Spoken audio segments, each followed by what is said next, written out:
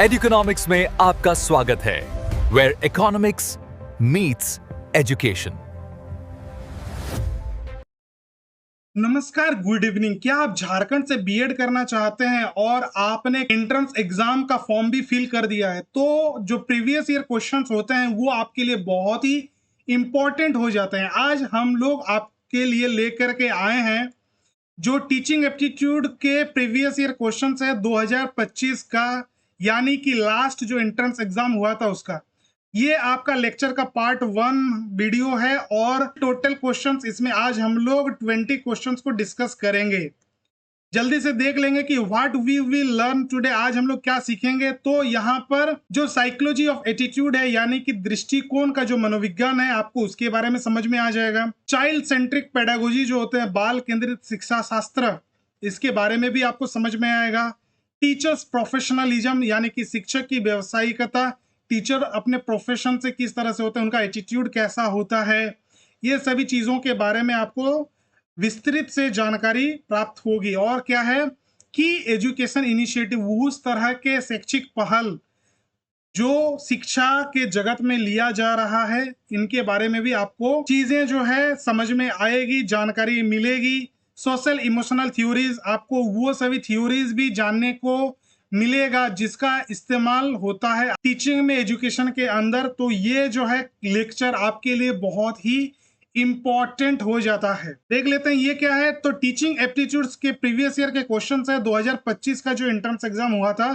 These are the original questions. इसी को हम लोग एक एक करके डिस्कस करेंगे। चलिए सबसे पहले देख लेते हैं पहला क्वेश्चन। क्वेश्चन नंबर 1 क्या है कि which psychological component is not typically part of an attitude, यानी कि ऐसा कौन सा मनोवैज्ञानिक घटक आमतौर पर किसी दृष्टिकोण यानी कि एटीट्यूड का हिस्सा नहीं होता है। अब यहां पर आपको समझना है कि जो एटीट्यूड है वो क्या फैक्टर है, आपका साइकोलॉजिकल फैक्टर के अंतर्गत आता है। यानी कि यहां पर आपको जो 4 ऑप्शन है इसमें से आपको बताना है कि ऐसा कौन सा फैक्टर है जो आपका साइकोलॉजिकल कंपोनेंट नहीं है, किसका, दृष्टिकोण का, यानी कि एटीट्यूड का। तो ऑप्शन है आपके सामने। ऑप्शन नंबर ए है अफेक्टिव, यानी कि भावात्मक। बी है कॉग्निटिव, यानी कि संज्ञानात्मक। सी है बिहेवियरल, यानी कि व्यवहारिक। और ऑप्शन नंबर डी है फिजिकल, यानी कि शारीरिक। क्वेश्चन में क्या पूछा जा रहा है आपको कि जो एटीट्यूड होता है यानी कि दृष्टिकोण होता है, उसका कौन सा मनोवैज्ञानिक घटक जो है वो ये ऑप्शंस जो दिया है ये नहीं है। इनमें से ऐसा कौन सा एक घटक है जो आपका साइकोलॉजिकल कंपोनेंट नहीं होता है एक एटीट्यूड का। क्लियर है क्वेश्चंस। आपको क्या करना है, जो सही आंसर है आप उसको कमेंट कर दीजिएगा। ओके, चलिए देख लेते हैं कि इसका जो सही उत्तर है वो क्या हो जाएगा। तो फिजिकल, यानी कि शारीरिक। तो सबसे पहला हम लोगों को क्या पूछा है कि साइकोलॉजिकल यानी कि मनोवैज्ञानिक कंपोनेंट क्या नहीं होगा। तो अगर आप लोग देखेंगे तो यहाँ पर इफेक्टिव भावात्मक, ये भी आपका साइकोलॉजी से जुड़ा हुआ है। कॉग्निटिव संज्ञानात्मक, यानी कि ये भी आपका दिमाग से जुड़ा हुआ है, कॉग्निशन से जुड़ा हुआ है, तो ये भी आपका साइकोलॉजी के अंदर ही आता है। बिहेवियरल, यानी कि आपका व्यवहार कैसा होगा, तो ये भी कहीं ना कहीं आपके एटीट्यूड का ही पार्ट होता है। लेकिन जो फिजिकल होता है, शारीरिक होता है, वो आपका इसका साइकोलॉजिकल पार्ट नहीं है। मनोवैज्ञानिक और शारीरिक दो अलग अलग चीज होती है। तो इसलिए इसका उत्तर हो जाएगा एटीट्यूड का आपका जो मॉडल है। इसका उत्तर सबसे पहले देख लेंगे, उत्तर क्या हो जाएगा, फिजिकल यानी कि शारीरिक। तो एटीट्यूड जो होता है वो क्या होता है, consist of the ABC model. Attitude कौन से मॉडल में बना हुआ होता है, एबीसी। एटीट्यूड जो होता है वो आपका एबीसी मॉडल के ऊपर बना हुआ होता है, बेस्ड होता है। अब एबीसी मॉडल में क्या होता है, सबसे पहले देख लेंगे। एबीसी में ए जो होता है वो होता है अफेक्टिव, यानी कि वो फीलिंग्स के बारे में बात करती है। जो बी होता है वो होता है बिहेवियरल, यानी कि वो एक्शंस आपके व्यवहार के ऊपर निर्भर करता है। और जो तीसरा है वो होता है कॉग्निटिव, यानी कि बिलीव्स, यानी कि वो आपके ब्रेन से, कॉग्निशन से जुड़ा हुआ होता है। लेकिन जो ऑप्शन नंबर डी था वो था फिजिकल। यहां पर हम लोग देखेंगे कि जो फिजिकल अपीयरेंस होता है या ट्रेट्स होता है वो आपका साइकोलॉजिकल एटीट्यूड का पार्ट नहीं होता है। ओके, होपफुली आपको क्लियर हो गया क्वेश्चन नंबर 1 और उसका आंसर आपको पूरा पूरी समझ में आ गया। बढ़ते हैं नेक्स्ट क्वेश्चन की ओर। क्वेश्चन नंबर 2 क्या है? क्वेश्चन नंबर 2, तो attitudes towards education can be best measured by, हम लोग कैसे माप सकते हैं, यानी कि शिक्षा के प्रति दृष्टिकोण को सबसे अच्छे तरीके से कैसे मापा जा सकता है, हम लोग क्या इस्तेमाल करेंगे, कौन सा मेजर्ड टूल्स का यूज करेंगे जिसका यूज करके मैं बता सकता हूं कि मेरा शिक्षा के प्रति जो दृष्टिकोण है, एटीट्यूड्स टुवर्ड एजुकेशन है, वो मैं सबसे अच्छे तरीके से उसको माप सकता हूं। आपके ऑप्शंस हैं, सबसे पहले ए ऑप्शन आ जाता है आईक्यू टेस्ट, आईक्यू परीक्षण द्वारा। ऑप्शन नंबर बी है अचीवमेंट टेस्ट, यानी कि उपलब्धि परीक्षण द्वारा। ऑप्शन सी है फिजिकल फिटनेस टेस्ट, यानी कि शारीरिक फिटनेस परीक्षण द्वारा। और ऑप्शन नंबर डी है एटीट्यूड स्केल्स और क्वेश्चन है, दृष्टिकोण पैमाने या प्रश्नावली द्वारा। क्वेश्चन एक बार फिर से देख लेंगे कि एटीट्यूड्स टुवर्ड्स एजुकेशन, शिक्षा के प्रति जो दृष्टिकोण है उसको सबसे अच्छे तरीके से हम लोग कैसे माप सकते हैं, how we can measure in best way. Okay, देख लेते हैं इसका सही उत्तर क्या हो जाएगा। तो इसका सही उत्तर जो है वो हो जाएगा आंसर आपका option number D, attitude scales और क्वेश्चनर, यानी कि दृष्टिकोण पैमाना या फिर प्रश्नावली द्वारा हम लोग क्या करेंगे, एटीट्यूड टुवर्ड्स एजुकेशन को सबसे अच्छी तरीके से यानी कि बेस्ट वे में हम लोग उसको मेजर कर सकते हैं। देख लेते हैं इसका एक्सप्लेनेशन क्या है कि साइकोलॉजिकल जो होता है constructs like attitudes are measured using Likert scale, ये एक तरह का टेस्ट होता है, लाइकर्ट टेस्ट कहते हैं, या फिर स्पेसिफिक क्वेश्चनर का इस्तेमाल करके हम लोग जो ओपिनियन होता है स्टूडेंट्स का, या फिर आपको जहां से भी जिनसे भी आपको ये समझना है कि उनका शिक्षा के प्रति क्या दृष्टिकोण है, उनके फीलिंग्स और उनके ओपिनियन जानने के लिए आप या तो एटीट्यूड स्केल का यूज कर सकते हैं या फिर आप क्वेश्चनर का इस्तेमाल कर सकते हैं। क्लियर है? बढ़ते हैं नेक्स्ट क्वेश्चन की ओर। क्वेश्चन नंबर 3 क्या है कि child development is crucial for teachers because, यानी कि शिक्षकों के लिए जो बाल विकास होता है वो महत्वपूर्ण होता है। क्यों होता है? तो आपके पास 4 ऑप्शन है, एक एक करके पढ़ेंगे और देखेंगे कि इनका सही उत्तर क्या है। आप क्या करेंगे, कमेंट कर दीजिएगा, जो आपको सही लगे आप उसको कमेंट कीजिएगा। देख लेते हैं सबसे पहला ऑप्शन क्या है कि it helps them to maintain discipline, यानी कि यह उन्हें अनुशासन बनाए रखने में मदद करता है। ऑप्शन नंबर बी क्या है, it enables better understanding of how children learn and grow, यानी कि यह बच्चों के सीखने और बढ़ने के तरीके को बेहतर ढंग से समझने में सक्षम बनाता है। ऑप्शन नंबर सी क्या है, इट एंश्योर्स एग्जाम सक्सेस, यानी कि यह परीक्षा में सफलता सुनिश्चित करता है। और ऑप्शन नंबर डी क्या है, इट रिड्यूसेस द वर्कलोड, यानी कि यह कार्यभार कम करता है। तो एक शिक्षक के लिए, एक टीचर के लिए ये जानना, यानी कि चाइल्ड डेवलपमेंट जो है ये जानना उतना क्यों इंपॉर्टेंट है।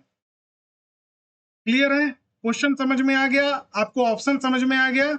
अब सही उत्तर को कमेंट कीजिए। देख लेते हैं इसका सही उत्तर क्या हो जाएगा।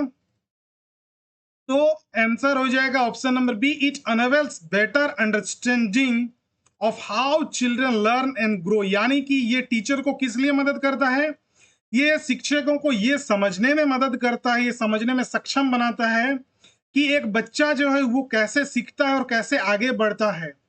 इसके लिए आपको यानी कि एक टीचर को क्या, चाइल्ड जो डेवलपमेंट है वो जानना बहुत ही इंपॉर्टेंट हो जाता है। यानी कि understanding developmental stages helps teacher, यानी कि टीचर को मदद करता है टेलर देयर मेथड्स, यानी कि वो कौन से मेथड को बनाएंगे, कैसे उसको मेथड्स को इंप्लीमेंट करेंगे, ये चीज के लिए उनको हेल्प करता है। To the child's age and mental capacity, यानी कि बच्चे का एज, उसके उम्र के हिसाब से बच्चे की मानसिक परिस्थिति, उनकी स्थिति को देखते हुए एक शिक्षक कौन से मेथड को कैसे यूज करेंगे, किस तरह से वो बनाने के लिए, वो टेलर करने के लिए एक शिक्षक को चाइल्ड डेवलपमेंट जानना बहुत ही इंपॉर्टेंट हो जाता है। होपफुली आपको एक एक क्वेश्चन समझ में आ रहा है, उसका ऑप्शन समझ में आ रहा है, जो एक्सप्लेनेशन दे रहे हैं ये समझ में आ रहा है। ये क्लास जो है आपके लिए बहुत ही इंपॉर्टेंट है। बिना टीचिंग एप्टीट्यूड जाने आप एग्जाम को क्रैक नहीं कर सकते हैं। आपको ये बीएड इंटर्न से लेकर के बीएड फाइनल और आप टीचर जब बनेंगे तो हमेशा ये जो टीचिंग एप्टीट्यूड है आपके लिए बहुत ही इंपॉर्टेंट हो जाता है।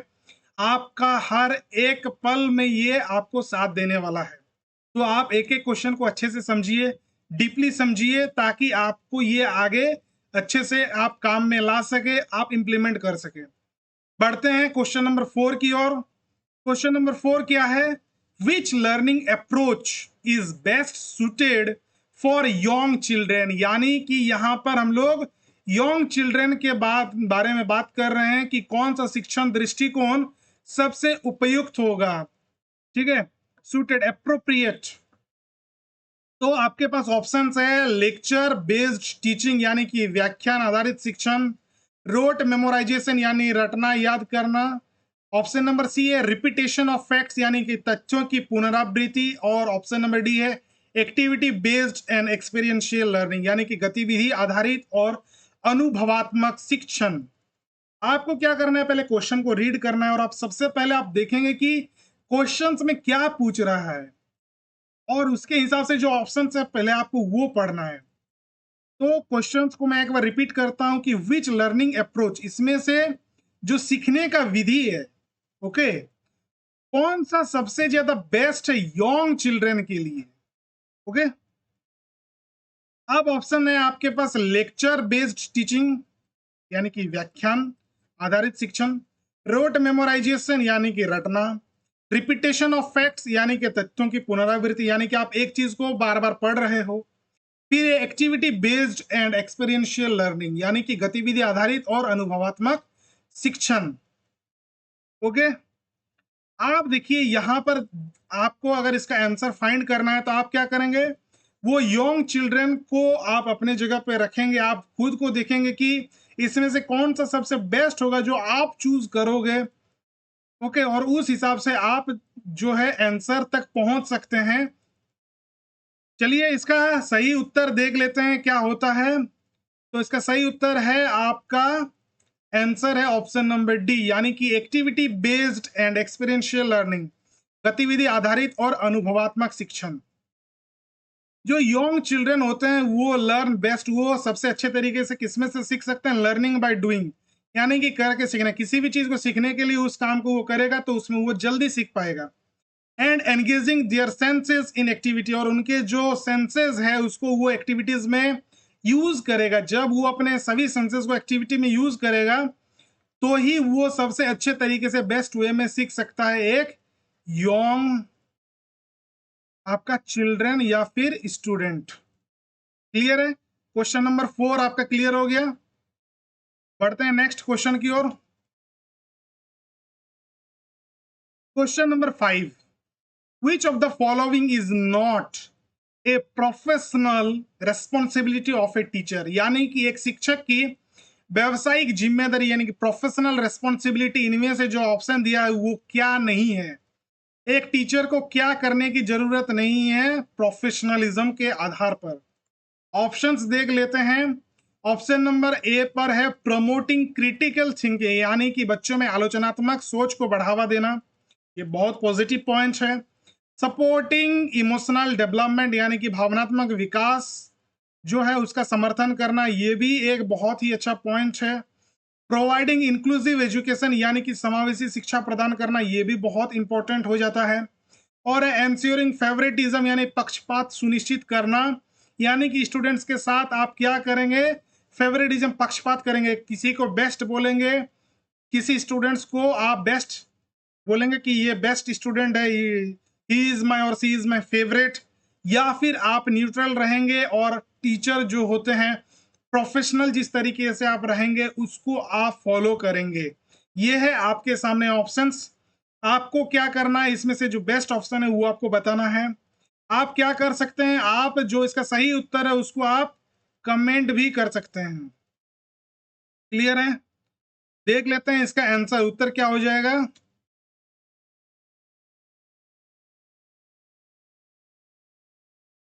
तो आंसर हो जाएगा आपका एंश्योरिंग फेवरेटिज्म, यानी पक्षपात सुनिश्चित करना। एक शिक्षक को कभी भी फेवरेटिज्म नहीं करना चाहिए, यानी कि पक्षपात नहीं करना चाहिए। ओके, एक टीचर को कैसा होना चाहिए, a teacher must be impartial, आप किसी के साथ पार्शियलिटी नहीं कर सकते हैं। फेवरेटिज्म इज अनएथिकल, फेवरेटिज्म जो है वो अनएथिकल चीजें होती है, ये अनएथिकल चीजें होती है। And goes against professional standard, और जो प्रोफेशनल स्टैंडर्ड्स होते हैं उसके अगेंस्ट ये जाता है। यानी कि आपको क्या करना है, आपको फेवरेटिज्म नहीं करना है।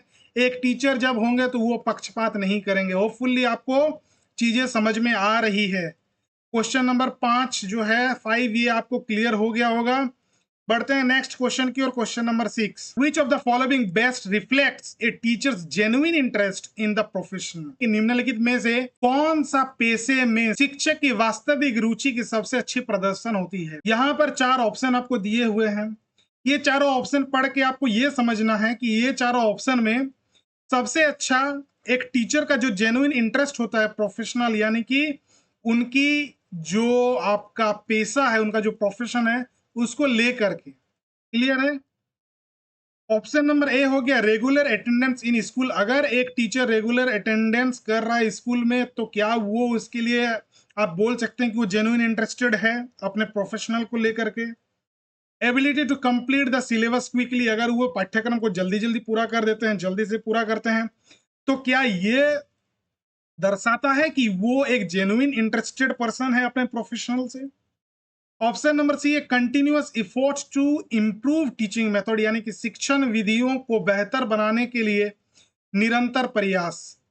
जब एक टीचर क्या करते हैं, इंप्रूव करता है टीचिंग मेथड्स को, कंटिन्यूअस उसको इंप्रूव करने के लिए एफर्ट्स लगाता है, बेहतर बनाने के लिए प्रयास करता है निरंतर, तो क्या ये दर्शाता है कि जेन्युइन इंटरेस्टेड होंगे वो टीचर अपने प्रोफेशनल को लेकर के, अपने प्रोफेशन को लेकर के। और लास्ट है स्ट्रिक्ट क्लासरूम कंट्रोल, कक्षा में सख्त नियंत्रण, क्या ये जो है ये दर्शा रहा है। आप जो है सही उत्तर को कमेंट बॉक्स में कमेंट कर दीजिए। ओके, इसका सही उत्तर देख लेंगे क्या हो जाएगा। तो ऑप्शन नंबर सी हो जाएगा continuous effort to improve teaching methods, यानी कि शिक्षण विधियों को बेहतर बनाने के लिए निरंतर प्रयास।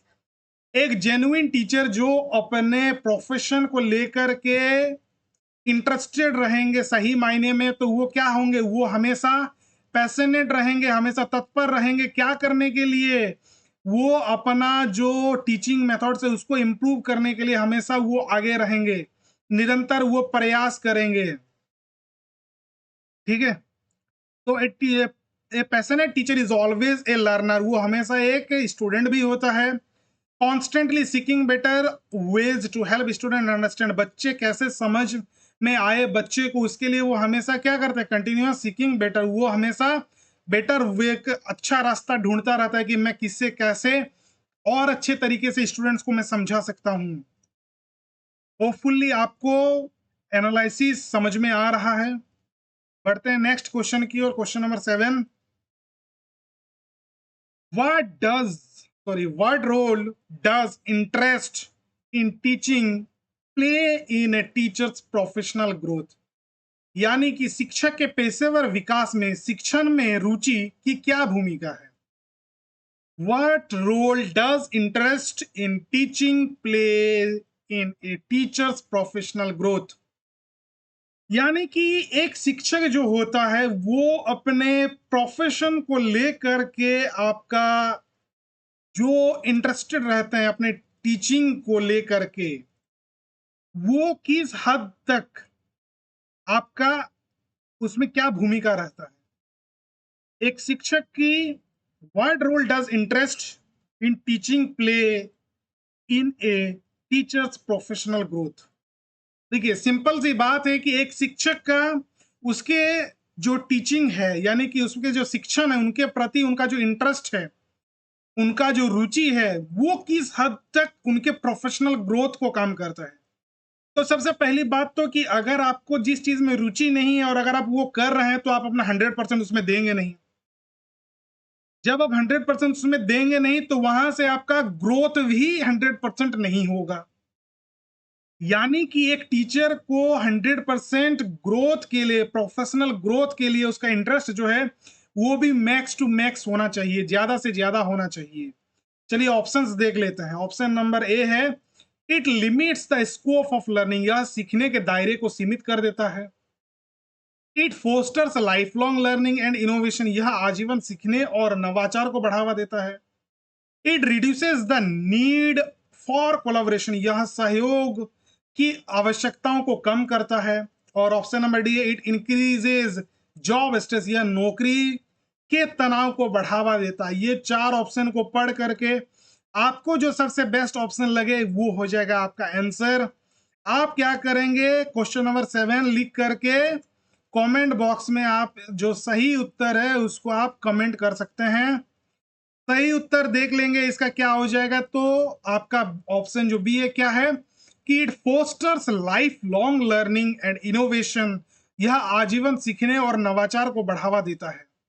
यानी कि जब आप फुल्ली इंटरेस्टेड रहेंगे अपने प्रोफेशन को लेकर के तो आप क्या करेंगे, लाइफ लॉन्ग सीखेंगे।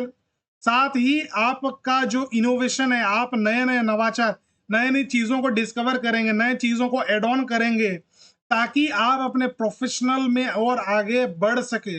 आपका प्रोफेशन जो है आपके अंदर वो डेवलप हो सके, ग्रोथ हो सके आप में। क्लियर है? होपफुली यहां तक आपको समझ में आ गया होगा। बढ़ते हैं question number 8, how does a teachers interest in teaching influence student, यानी कि एक शिक्षक का शिक्षा के प्रति, टीचिंग के प्रति, शिक्षण के प्रति उनका जो व्यवहार होता है, उनका जो रुचि होता है वो स्टूडेंट्स को, यानी कि एक विद्यार्थी को किस तरह से प्रभावित करती है, इसको स्टूडेंट्स को। क्लियर है?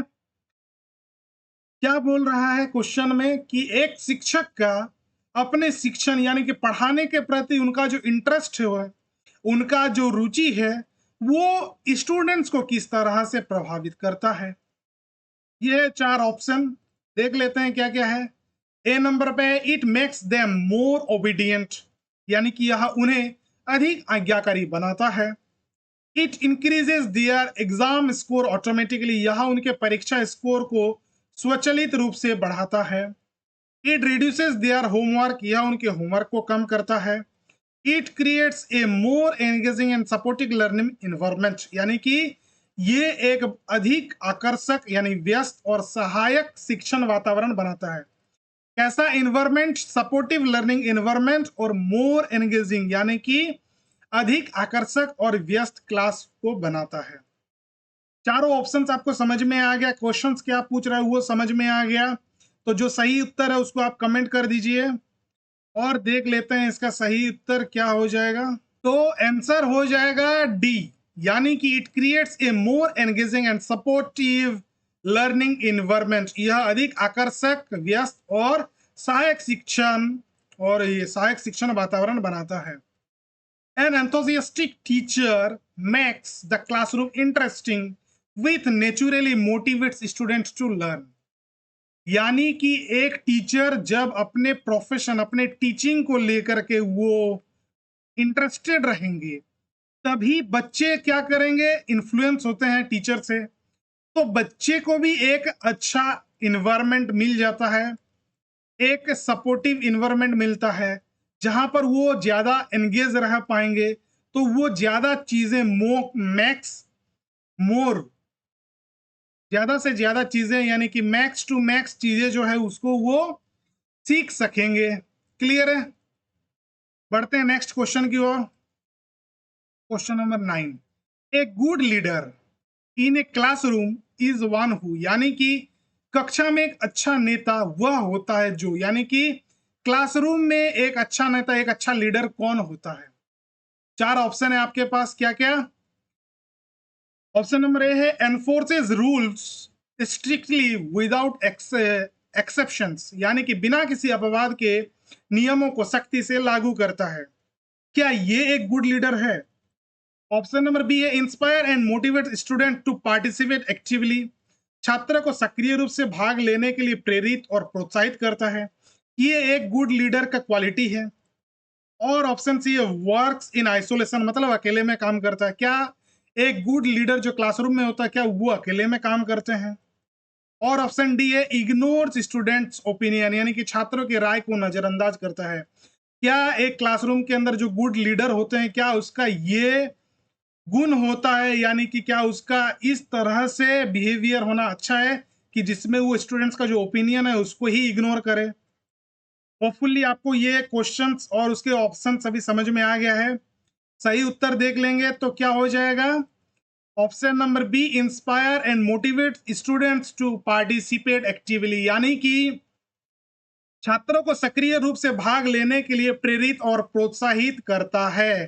कौन? एक गुड लीडरशिप, एक डेमोक्रेटिक लीडरशिप, यानी कि गुड लीडर जो होते हैं क्लासरूम के अंदर वो एनकरेज करते हैं, बच्चे को उत्साहित करते हैं, प्रोत्साहित करते हैं क्या करने के लिए? पार्टिसिपेट करने के लिए, चीजों में, हर चीज में पार्टिसिपेट करने के लिए। और उन लोगों में, बाकी स्टूडेंट्स में वो कॉन्फिडेंस को बिल्ड करने में हेल्प करते हैं। ये होता है एक गुड लीडर का क्वालिटी। क्लियर है? नेक्स्ट क्वेश्चन, क्वेश्चन नंबर 10 क्या है? विच of the following is not a leadership quality, इनमें से कौन सा एक लीडरशिप क्वालिटी नहीं है? आपको क्या पूछा है? नहीं है। क्या नहीं है? ये जो चार ऑप्शन है उसमें से एक गुड लीडरशिप का क्वालिटी क्या नहीं है, आपको वो बताना है। ऑप्शन नंबर ए है कम्युनिकेशन स्किल, यानी कि एक लीडरशिप क्वालिटी, एक लीडर के अंदर लीडरशिप क्वालिटी में कम्युनिकेशन स्किल्स होना चाहिए कि नहीं होना चाहिए? डिक्टेटरशिप, तानाशाही। सी है इम्पैथी यानी सहानुभूति, और डी है डिसीजन मेकिंग एबिलिटी, यानी कि निर्णय लेने की क्षमता। एक लीडर जो होता है, एक गुड लीडर जो होता है, उनके अंदर इनमें से कौन सा गुण नहीं होना चाहिए, आपको वो बताना है। क्लियर है? एक गुड लीडर के अंदर कम्युनिकेशन स्किल होना चाहिए कि नहीं होना चाहिए? भाई बहुत अच्छी बात है, होना चाहिए। बिना कम्युनिकेशन स्किल से वो किसी के साथ बात कैसे करेगा? डिक्टेटरशिप, तानाशाही, क्या उसका तानाशाही होना? तो बिल्कुल नहीं। अगर एक नेता डिक्टेटरशिप होता है तो यानी कि वो बाकी जो होंगे उनके ऊपर वो अपना हुक्म चलाएंगे, तो वो तानाशाही हो जाता है। वो आपका डिक्टेटरशिप जो है वो लीडरशिप क्वालिटी नहीं होता है। फिर एम्पैथी, सहानुभूति। हाँ, एक नेता के अंदर सहानुभूति जो है वो आपके अंदर क्या होना चाहिए? एक नेता के अंदर सहानुभूति जो है वो होना चाहिए। फिर है डिसीजन मेकिंग एबिलिटी, यानी कि निर्णय लेने की क्षमता। भाई नेता है तो उसको किसी भी चीज में, किसी भी क्षण उसको निर्णय लेने की एबिलिटी होनी चाहिए उसके अंदर। तो जो आंसर है वो हो जाएगा आपका डिक्टेटरशिप, यानी कि एक इफेक्टिव लीडर जो होता है वो हमेशा क्या करते हैं? गाइडेंस, बाकियों को गाइड करता है और कोलाबोरेशन, सबको साथ में लेके चलता है। ऐसा नहीं कि वो एब्सोल्यूट कंट्रोल या डिक्टेटरशिप, तानाशाही नहीं होना चाहिए एक अच्छे नेता को। क्लियर है? नेक्स्ट क्वेश्चन क्या है? नेक्स्ट क्वेश्चन कि what does the acronym FLN stands for in the context of foundational learning, यानी कि आधारभूत शिक्षण के संदर्भ में आपको बताना है कि FLN का संक्षिप्त नाम क्या है। What does the acronym of FLN stands for in the context of foundational learning? Question समझ में आ रहा है? फाउंडेशनल लर्निंग, आधारभूत शिक्षण के संदर्भ में, in the context of foundational learning आपको बताना है कि FLN का फुल फॉर्म क्या होता है। क्लियर है? ऑप्शन है आपके सामने, functional learning network. B option है foundational literacy and numeracy. C है फ्यूचर लर्निंग नॉर्म्स, और ऑप्शन डी है फंडामेंटल लर्निंग नंबर्स। चार ऑप्शन है, आपको क्या बताना है? FLN का फुल फॉर्म किसके आधार पर, किसके कॉन्टेक्स्ट में? तो फाउंडेशनल लर्निंग, यानी कि आधारभूत शिक्षण के आधार पर, उसके संदर्भ में आपको बताना है। आप क्या करेंगे? जो सही उत्तर है उसको आप कमेंट कर दीजिएगा। देख लेते हैं इसका सही उत्तर क्या हो जाएगा। तो foundational literacy and numeracy. Okay, FLN जो होता है वो की पार्ट होता है आपका न्यू एजुकेशन पॉलिसी, यानी कि नेशनल एजुकेशन पॉलिसी जो NAP 2020 है, उसमें वो फोकस करता है बेसिक रीडिंग और मैथ्स स्किल को। यानी कि आपका जो लिटरेसी है, फाउंडेशनल लिटरेसी जो है, ये आपका रीडिंग के बारे में बात करती है, वहीं जो न्यूमरेसी है वो आपका न्यूमरेसी जो है वो मैथ स्किल के बारे में बात करता है। तो FLN का मतलब हो जाएगा फाउंडेशनल लिटरेसी एंड न्यूमरेसी, जहां पर लिटरेसी बेसिक रीडिंग की बात करती है और न्यूमरेसी आपका मैथ्स स्किल बाय ग्रेड 3 से बात करती है। क्लियर है? हम लोग NEP जो 2020 है, इसका एक अलग से आपका जो YouTube चैनल है हमारे, उसमें प्लेलिस्ट आएगा होपफुली नेक्स्ट कुछ अगले कुछ वीडियोस में वो आएगा, तो आप सभी उसको भी देखेंगे, वो सभी के लिए इंपॉर्टेंट हो जाती है। क्वेश्चन नंबर 12 क्या है? Which initiative aims to improve the quality of school education by focusing on outcomes and performance. ये 4 तरह का आपका क्या है, ये अलग अलग इनिशिएटिव है, यानी कि पहल है। क्लियर है? तो इनमें से कौन सा पहल है जो इंप्रूव कर रहा है? क्या चीज इंप्रूव कर रहा है? क्वालिटी ऑफ स्कूल एजुकेशन, स्कूली शिक्षा को, उसके जो गुणवत्ता है उसको सुधार कर रहा है। बाय फोकसिंग, किसके ऊपर फोकस कर रहा है? फोकस है आपका आउटकम एंड परफॉर्मेंस, यानी कि परिणाम और प्रदर्शन को फोकस कर रहा है। 4 ऑप्शन है: निष्ठा, समग्र शिक्षा, विद्यांजलि या सगुन। ये 4 ऑप्शन में आपको बताना है कि क्या सही है। चलिए देख लेते हैं, इसका सही उत्तर हो जाएगा निष्ठा। अब निष्ठा क्या है इसको थोड़ा जान लेते हैं। निष्ठा है आपका national initiative for schools heads and teachers holistic advancement. निष्ठा एक प्रकार का पहल है जहां पर स्कूल के जो हेड है और जो टीचर होते हैं उनके होलिस्टिक एडवांसमेंट के बारे में बात करता है through teacher training. Teacher training करके उनके अंदर जो आपका ये है, क्या बोलते हैं, जो होलिस्टिक डेवलपमेंट है वो शुरू किया जाता है, उसके अंदर वो डाला जाता है। एडवांसमेंट यानी कि ग्रोथ उसके अंदर आती है। किनके अंदर?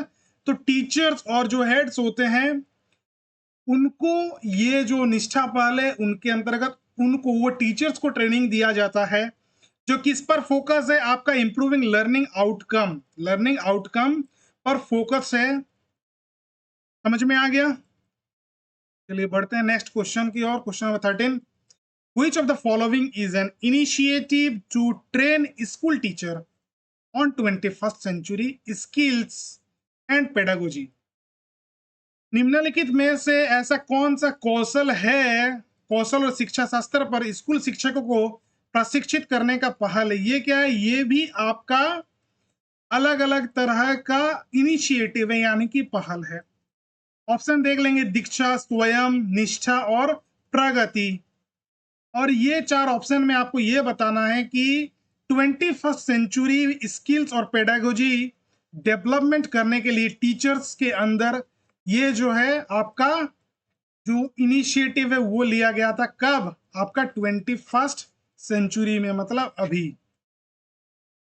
क्वेश्चन समझ में आ गया? चलिए, तो ये है आपका निष्ठा। इससे पहले हम लोग निष्ठा के बारे में बात किए। निष्ठा के एक तरह का स्पेसिफिकली डिजाइन प्रोग्राम है आपका, जो क्या करता है? इंटीग्रेटेड टीचर ट्रेनिंग प्रोग्राम कराता है। किसके लिए? Holistic development for teachers.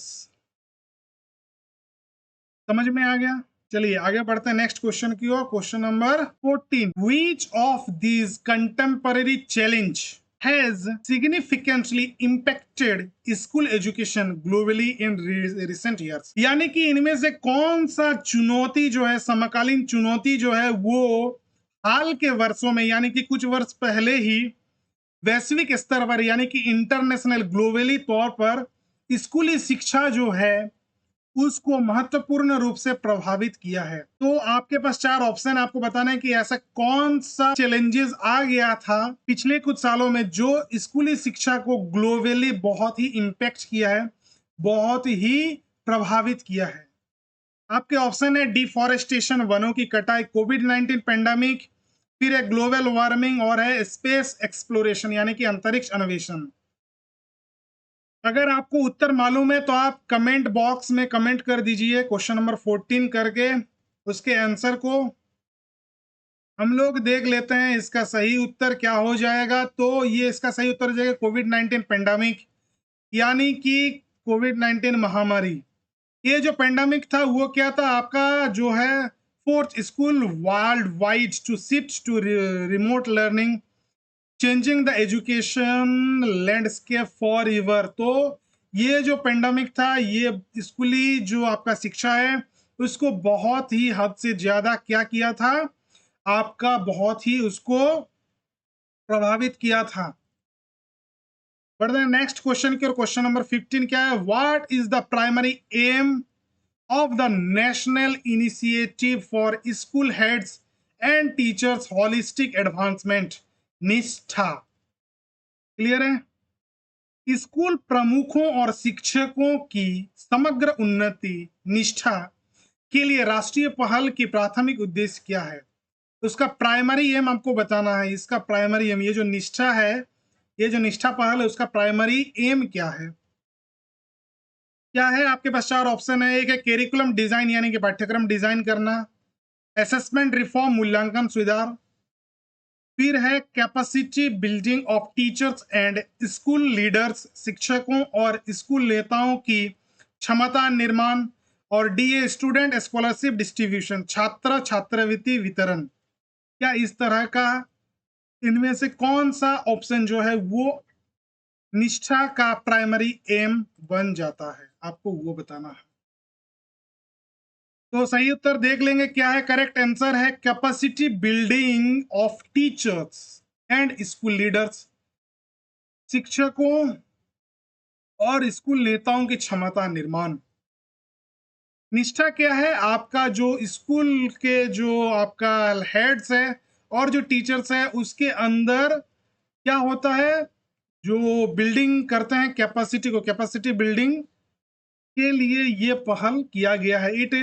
It's core mission is to empower teachers, teacher को सशक्त करने के लिए, एंड हेड्स और जो भी हेड होंगे, विथ द स्किल्स, वो सभी गुण skills needed to improve student learning, शिक्षा बच्चों को सीखने के लिए जो भी चीजें इंप्रूव होती है, इंप्रूव करने के लिए बच्चे को शिक्षा, बच्चे की शिक्षा को इंप्रूव करने के लिए जिन जिन चीजों को, जिन जिन स्किल्स की जरूरत होती है वो सभी का क्या किया जाता है, यहाँ पर टीचर्स को ट्रेनिंग दिया जाता है, उसको इंपावर किया जाता है ताकि अल्टीमेटली बच्चे जो है वो अच्छे तरीके से सीख सकें।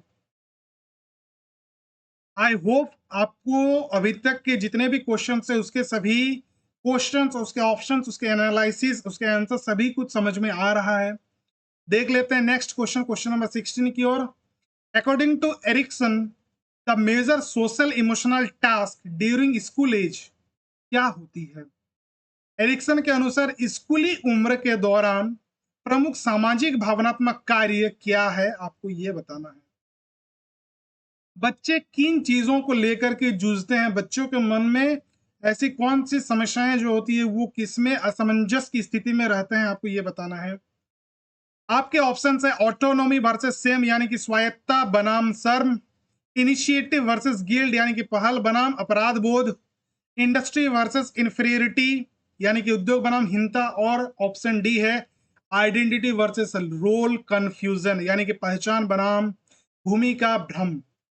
आपको ये चारों ऑप्शन में बताना है कि एरिक्सन के द्वारा जो बताया गया है कि स्कूल एज में सोशल इमोशनल टास्क जो होता है स्टूडेंट के लिए कौन सा सबसे ज्यादा होता है। उत्तर देख लेंगे इंडस्ट्री वर्सेस इंफीरियरिटी यानी कि उद्योग बनाम हीनता। क्या होती है स्कूल एज में एट दिस स्टेज यानी कि 6 से लेकर के 12 ईयर्स में जो चिल्ड्रन होते हैं वो strive to master skills. Okay, वो किसी भी स्किल्स को मास्टर्स करने के लिए उसके प्रति वो तत्पर होते हैं। सक्सेस लीड्स टू कॉम्पिटेंस यानी कि जो सक्सेस होती है उससे हम लोगों को कॉम्पिटेंस मिलती है, दक्षता प्राप्त होती है। वहीं जो फेल्योर होता है to a sense of inadequacy यानी कि इंफीरियरिटी, वहीं वहां पर अगर वो फेल हो जाता है तो वहां पर उसको लगेगा, उसके अंदर हीनता का भावना जो है वो जागृत हो जाता है। तो इस तरह से हम लोग कह सकते हैं कि एरिक्सन के द्वारा जो बताया गया है वो हो जाएगा option number C, industry versus inferiority. Next question, question number 17 आपके पास है, क्या है कि which of the following helps to promote emotional and social adjustment in the classroom. एक कक्षा के अंदर भावनात्मक और सामाजिक समायोजन को बढ़ावा देने के में मदद करता है। इनमें से चार ऑप्शन है, आपको बताना है कि इनमें से कौन सा ऑप्शन जो है वो बेस्ट ऑप्शन है, जो क्या करता है आपको जो है एक स्टूडेंट को भावनात्मक और सामाजिक समायोजन करने के लिए यहां पर सबसे बेस्ट हो जाता है क्लासरूम के अंदर। क्या है? कंपिटिटिव ग्रेडिंग, यानी कि प्रतिस्पर्धी ग्रेडिंग। क्या बच्चों का जो ग्रेडिंग है वो कॉम्पिटिटिव रखना चाहिए? स्ट्रिक्ट पनिशमेंट, क्या बच्चे को सख्त सजा देनी चाहिए? Encouraging peer interaction and empathy, साथियों के साथ बातचीत और सहानुभूति को प्रोत्साहित करना चाहिए। ऑप्शन नंबर डी है इग्नोरिंग स्टूडेंट्स इमोशनल इशू, यानी कि छात्रों की भावनात्मक मुद्दों को नजरअंदाज करना। क्या ये है? सही उत्तर देख लेंगे। Encouraging peer interaction and empathy, यानी कि सबसे बेस्ट क्या है क्लासरूम के अंदर? क्लासरूम के अंदर सबसे बेस्ट है आपका इमोशनल और सोशल एडजस्टमेंट करने के लिए, तो वो है आपका encouraging peer interaction and empathy, यानी कि साथियों के साथ बातचीत और सहानुभूति को प्रोत्साहित करना है, यही सबसे बेस्ट होता है। तो इंपैथी एंड सोशल इंटरेक्शन जो होता है वो क्रिएट करता है, क्या क्रिएट करता है? सेफ इन्वायरमेंट, एक तरह का सेफ इन्वायरमेंट वो क्रिएट करता है। वेयर स्टूडेंट फील्स अंडरस्टूड, जहां पर स्टूडेंट क्या फील करता है ताकि उसको समझ में आ रहा है, एंड कनेक्टेड, और वो कनेक्टेड महसूस करेंगे। वो क्या महसूस करेंगे? कनेक्टेड महसूस करेंगे और अंडरस्टूड महसूस करेंगे। क्लियर है? चलिए बढ़ते हैं नेक्स्ट क्वेश्चन की ओर। क्वेश्चन नंबर 18 क्या है? Question number 18, what role does a teacher's play in emotional development of student, यानी कि एक छात्रों के भावनात्मक विकास में शिक्षक की क्या भूमिका होती है, एक टीचर की क्या भूमिका होती है बच्चों के इमोशनल डेवलपमेंट करने के लिए। ओके, समझ में आ गया क्वेश्चन? एक स्टूडेंट्स के अंदर जो इमोशनल डेवलपमेंट है उसको डेवलप करने के लिए एक टीचर की क्या रोल होती है? आपके ऑप्शंस हैं only disciplinarian, passive observer, emotional supporter and role model, only curriculum designer. Hindi में देख लेंगे, केवल अनुशासनवादी, निष्क्रिय पर्यवेक्षक, भावनात्मक समर्थक और रोल मॉडल, या केवल पाठ्यक्रम डिजाइनर। ओके, क्वेश्चन समझ में आ गया? चलिए इसका उत्तर देख लेते हैं। तो क्या हो जाएगा? Emotional supporter and role model, यानी कि भावनात्मक समर्थक और role model. Student often mirror their teachers emotional regulation and look to them for validation and support, यानी कि जो स्टूडेंट्स होते हैं वो often mirror there teachers emotional regulation.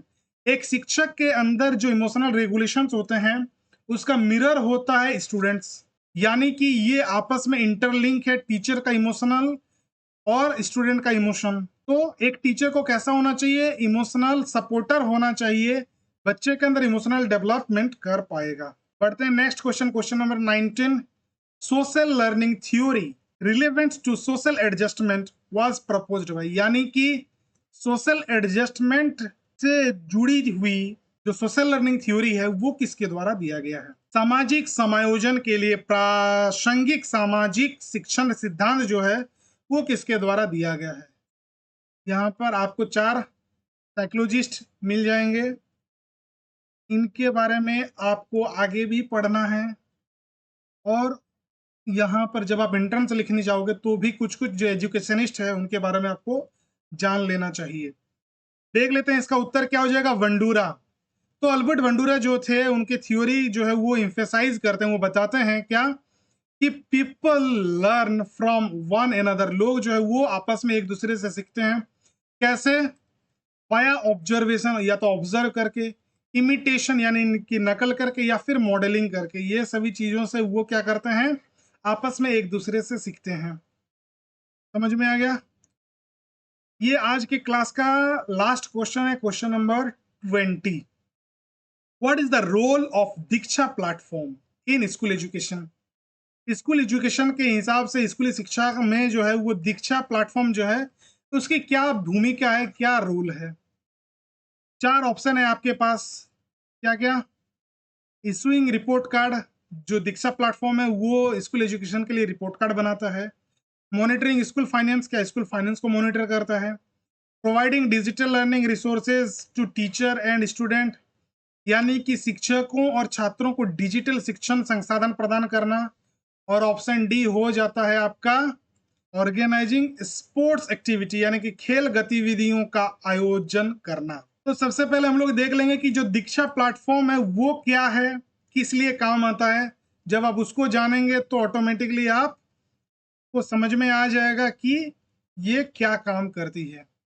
तो जो दीक्षा प्लेटफॉर्म होता है, दीक्षा प्लेटफॉर्म है, उसका फुल फॉर्म है digital infrastructure for knowledge sharing. DJ national platform that host E content, वो क्या करता है, ई कंटेंट छोड़ता है, क्यूआर कोड टेक्स्ट बुक छोड़ता है और ट्रेनिंग मॉड्यूल्स वो अपलोड करता है।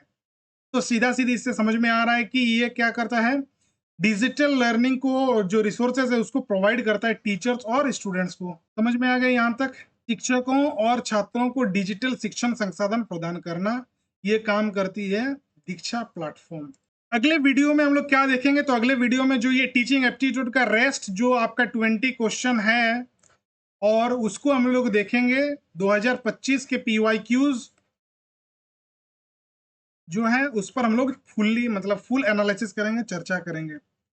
एक इंपॉर्टेंट इंफॉर्मेशन ये है कि ये जो प्लेलिस्ट है आपका झारखंड बीएड एमएड बीपीएड का जो एंट्रेंस एग्जाम का, ये आपके लिए बहुत ही इंपॉर्टेंट बन जाता है, क्योंकि यहाँ पर आपको क्या मिलता है, इस प्लेलिस्ट में आपको जो भी जनरल इंस्ट्रक्शन वो मिल जाता है एंट्रेंस एग्जाम से जुड़ा हुआ। साथ ही आपको 2025, 2024 और 2023 का जो प्लेलिस्ट मतलब जो पीवाईक्यूज है सभी एनालिसिस फॉर्म में मिल जाता है। साथ ही आपको उसका एक्सप्लेनेशन भी आपको मिल जाएगा। ये एग्जाम प्रिपरेशन टिप्स और इंपॉर्टेंट इंस्ट्रक्शंस भी आपको मिल जाता है। तो ये आपका जो प्रिपरेशन है उसको ये बूस्ट करता है, आपके लिए ये बहुत ही हेल्पफुल हो जाएगा। बहुत बहुत धन्यवाद कि आपने इस वीडियो को लास्ट तक देखा। जो चैनल में नए हैं वो आप क्या करेंगे, इस चैनल को सब्सक्राइब करेंगे। अगर आपको ये वीडियो बहुत अच्छा लगा तो आप लाइक करेंगे। आपको अगर कुछ डाउट है या कुछ सजेशंस है तो आप जरूर कमेंट करेंगे। साथ ही उन लोगों तक आप जरूर शेयर करेंगे जिनके लिए ये बहुत ही इंपॉर्टेंट है। आप जिनको जानते हैं कि वो या तो एंट्रेंस का तैयारी कर रहा है या लिख रहा है, या आपके जो दोस्त होंगे सभी को शेयर कीजिए, इसको ज्यादा से ज्यादा लोगों तक पहुंचाइए। आप हमारे जो सोशल मीडिया प्लेटफॉर्म है जैसे टेलीग्राम हो गया, इंस्टाग्राम हो गया, फेसबुक हो गया, व्हाट्सएप हो गया, ये सभी का लिंक जो है वो अबाउट सेक्शन में आपको मिल जाएगा। आप हमारे जो सोशल मीडिया प्लेटफॉर्म है उसमें भी जुड़िए और साथ ही आप अच्छे से तैयारी करते रहिए एंट्रेंस एग्जाम का। All the best for your exam. बहुत बहुत धन्यवाद।